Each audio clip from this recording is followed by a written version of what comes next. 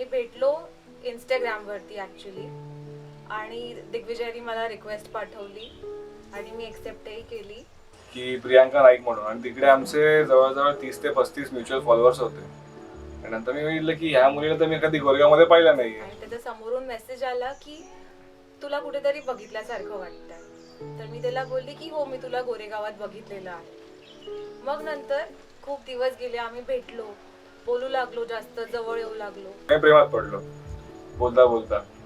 आणि एके वेळेस आम्ही वॉटरफॉलला गेलेलो फिरायला, तेव्हा तिला सगळ्यात युनिक वे मध्ये म्हणजे पाण्यामध्ये बसून वॉटरफॉलला तिला प्रपोज केलेलं.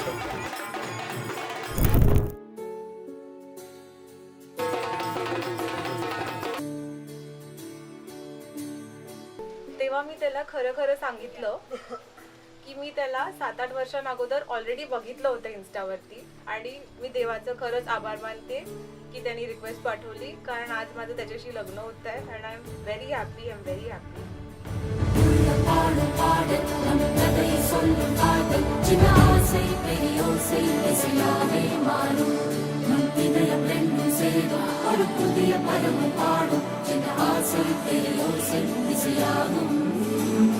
திருமண கொண்டாட்டம் நம் குடும்ப ஆர்ப்பாட்டம்